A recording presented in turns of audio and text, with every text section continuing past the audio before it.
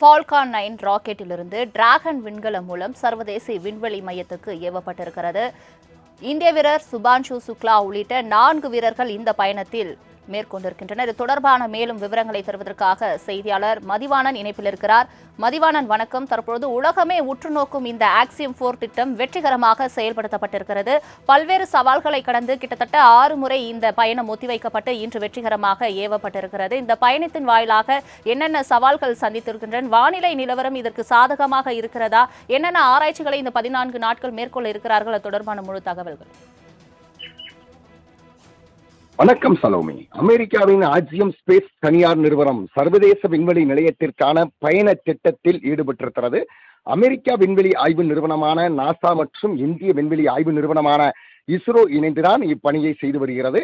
இத்திட்டத்தின் கீழ்தான் இந்திய விமானப்படையின் குரூப் கேப்டன் சுபான்ஷு சுக்லா, அமெரிக்காவைச் சேர்ந்த மிஷன் கமாண்டர் பெட்டி விட்சன், கந்தேரியைச் சேர்ந்த திபோர் கபு மற்றும் போலாந்தைச் சேர்ந்திருக்கிற கிளாவஸ் உஸ்னாஸ்கி ஆகியோர் சர்வதேச விமான நிலையத்திற்கு சென்று இருக்கின்றனர். கிட்டத்தட்ட சீறி பாய்ந்திருக்கிறது இந்த விண்கலமானது. சீறி பாய்ந்திருக்கிறது. பல்வேறு சவால்களை சிதறடிக்கவும் சென்றிருக்கிறார்கள். 14 நாட்கள் தங்கி ஆய்வு செய்ய இருக்கின்றனர். கிட்டத்தட்ட 14 அறிவியல் சார்ந்த விஷயங்களை ஆய்வு செய்வதற்காக சென்றிருப்பதாக முதற்கட்டமாக கூறி வருகிறார்கள். பல்வேறு காரணங்களால் இந்த பயணம் என்பது தொடர்ந்து 7 முறை ஒத்தி வைக்கப்பட்டிருந்தது. தற்சமயம் 8வது முறையாகத்தான் இந்த விண்கலம் என்பது சீறி பாய்ந்திருக்கிறது. அமெரிக்காவின் புளோரிடாவில் உள்ள நாசாவின் கென்னடி விண்வெளி மையத்தில் இருந்து ஃபால்கன் 9 ராக்கெட்டில் மூலம் இன்று நண்பகல் 12 மணிக்கு இந்த இந்திய வீரர் சுக்லா குழு விண்வெளி மூலமாக சென்றிருக்கின்றனர். 28 மணி நேர பயணத்துக்கு பிறகுதான், அதாவது நாளை மாலை இந்திய நேரத்தினுடைய அடிப்படையில் நாம் பார்த்தோமானால் மிகச்சரியாக 4:30 மணிக்கு சர்வதேச விண்வெளி நிலையத்தை சென்றடைவார்கள் என எதிர்பார்க்கப்படுகிறது. ஸ்பேஸ் எஸ் டிராகன் விண்கலம் அடைய இருக்கிறது. பல்வேறு காரணங்களால் தொடர்ந்து 7 முறை ஒத்தி வைக்கப்பட்டாலும் கூட தற்போது 8வது முறையாக சீறி பாய்ந்திருக்கிறது. இந்த விண்கலம் வெற்றிகரமாக பாய்ந்திருக்கிறது. இடையில் வானிலை உள்ளிட்ட பல்வேறு விஷயங்கள் எதிலும் குளறுபடி ஏற்படுவதற்கான வாய்ப்பில்லை என தெரியப்படுத்தியிருக்கிறார்கள். இது தொடர்பாக சுபான்ஷு சுக்லா கூறிய பொழுது, இந்திய மக்களுக்கு நான் ஒன்று சொல்ல விரும்புகிறேன். இந்த பணி என்பது ஒரு மைல்கல். இந்த பணியின் வெற்றிக்காக இந்திய மக்கள் அனைவரும் ஒன்று கூடி பிரார்த்தனை செய்து கொள்ளுங்கள் என்று அவர் மனதுருக வேண்டுகோள் இட்டிருக்கிறார்.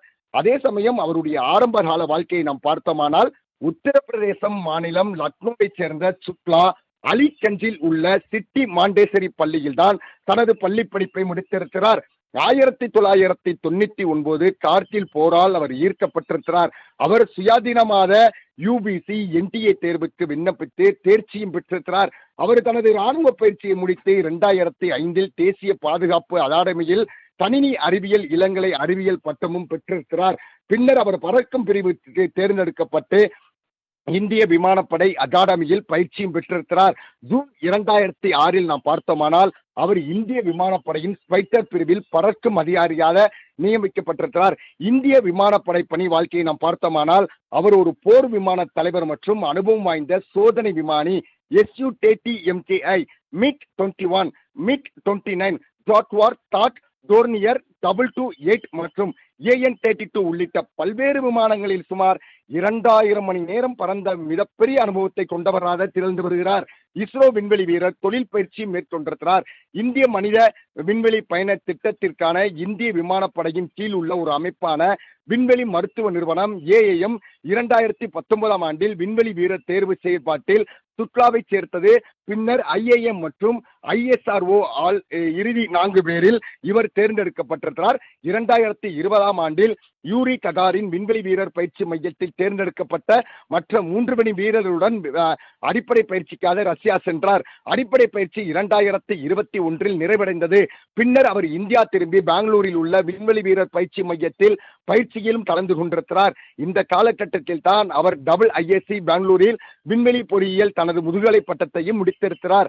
விண்வெளி வீரர் குழுவின் உறுப்பினராக அவர் பெயர் முதலில் பிப்ரவரி 27, 2024 அன்று திருவனந்தபுரத்தில் உள்ள இஸ்ரோவின் விக்ரம் சாராபாய் விண்வெளி மையத்தில் இந்தியாவின் முதல் மனித விண்வெளி பயணத்திற்கான விண்வெளி வீரர் குழு உறுப்பினர்களின் பெயர்களை பிரதமர் நரேந்திர மோடி அறிவித்த போது அதிகாரப்பூர்வமாக பொதுவில் அவர் அறிவிக்கப்பட்டிருந்தது.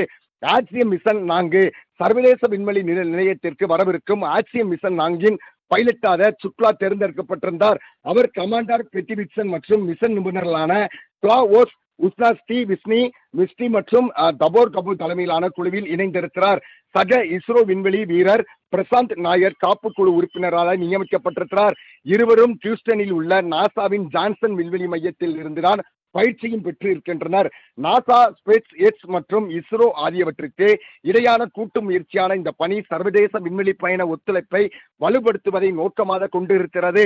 வெற்றி பெற்றால் சுக்லா ISS-ஐ பார்வையிட்ட முதல் இந்திய விண்வெளி வீரர் ஆவார். மேலும் விண்வெளி வீரர் ராகேஷ் சர்மாவுக்கு பிறகு சுற்றுப்பாதையில் உள்ள இரண்டாவது இந்தியராக இவர் தேர்ந்தெடுக்கப்பட்டிருக்கிறார். கிட்டத்தட்ட நேரடி இந்தியர் விண்கலம் மையம் செல்வதற்கு 41 ஆண்டுகள் கடந்து இவர் சென்றிருக்கிறார் என்பது குறிப்பிடத்தக்கது. அவருடைய இருக்கையினுடைய விலையை நாம் பார்த்தோமானால் நடுத்தர, அதாவது 60 மில்லியன் வரம்பில் தோராயமாக 500 கோடி மதிப்பிடப்பட்டிருக்கிறது. அவருடைய தனிப்பட்ட வாழ்க்கையை நாம் பார்த்தோமானால் சுக்லா பல் மருத்துவரான டாக்டர் தம்னா மிஸ்ராவை தான் மணந்திருக்கிறார். அவர் பள்ளியில் சுக்லாவின் வகுப்பு தோழராக இருந்திருக்கிறார். இந்த தம்பதியருக்கு ஒரு மகன் உள்ளார். அவரது தந்தை வம்பு தயாள் சுக்லா ஓய்வு பெற்ற அரசு அதிகாரியாக இருந்து கொண்டிருக்கிறார். அதே நேரத்தில் அவரது தாயார் ஆஷா சுக்லா ஒரு இல்லத்தரசி தான். அவர் 3 உடன்பிறப்புகளில் இளையவர். அவரது மூத்த சகோதரி நிதி MBA பட்டம் பெற்றிருக்கிறார். மேலும் அவரது மற்றொரு மூத்த சகோதரி சுசி மிஸ்ரா பள்ளி ஆசிரியராக இருந்து வருகிறார். தனது ஓய்வு நேரத்தில் சுக்லா உடல் பயிற்சியில் ஈடுபடுவதையும் அறிவியல் தொடர்பான புத்தகங்களை படிப்பதையும் விரும்புகிறார். அவர் ஒரு அஞ்ஞானவாதி என்று அடையாளம் காணப்பட்டாலும் கூட சமீபத்தில் ஜாதகங்களை படிப்பிலும் ஆர்வம் காட்டியிருக்கிறார். அவரது ஆர்வம் வானியல் புகைப்பட கலையிலும் நின்றிருக்கிறது. ஒரு இந்தியர் கிட்டத்தட்ட 41 ஆண்டுகளுக்கு பிறகு நேரடியாக விண்கலம் செல்கிறார். விண்கலத்தில் அவர் விண்கலத்தை நோக்கி செல்கிறார்.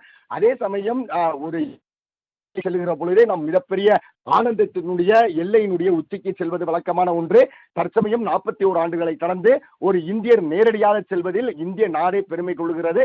பல்வேறு இந்த பயணங்களை நாம் பார்த்தோமானால் ஒவ்வொரு பயணத்தின் பொழுதும் விண்வெளிக்கு செல்ல வேண்டும் என்று சொன்னால் பல்வேறு சவால்களை சந்திக்கக்கூடிய இந்த பயணம் திட்டமாகத்தான் இருக்கும். ஆனால் அந்த சவால்களை எல்லாம் சாதாரணமாக சந்தித்து கண் இமைக்கும் நேரத்தில் பெறக்கூடிய வெற்றி தான் அந்த விண்கல வெற்றி. சவால்கள் 1000 இருப்பின் கூட மிக சரியான நாளை மாலை 4:30 மணிக்கு இந்திய நேரத்தின் அடிப்படையில் அவர்கள் செல்வார்கள் என்பதில் எந்தவித மாற்றம் இல்லை.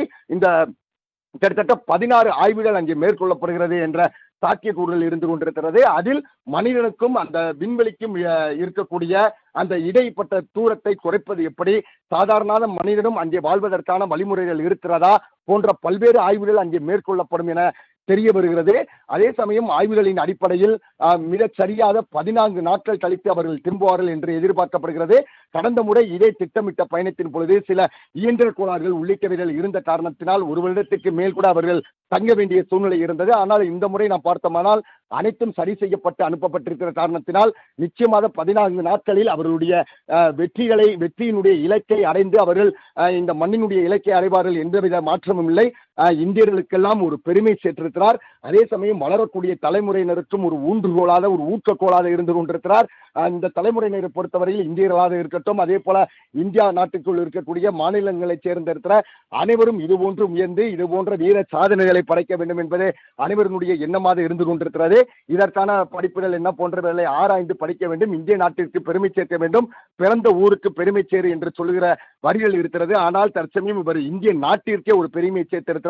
அதுபோலதான் வரக்கூடிய தலைமுறையினரும் தீய பழக்க வழக்கங்களில் இருந்து விடுபட்டு நாட்டிற்காகவும் நாட்டினுடைய பெருமையை நிலைநாட்டுவதற்கு பல்வேறு முயற்சிகளை மேற்கொள்ள வேண்டும் என்பதற்கான ஒரு உதாரணமாக அவர் இருந்து கொண்டிருக்கிறார் என்பதில் எந்தவித மாற்றமும் இல்லை. சலோமி,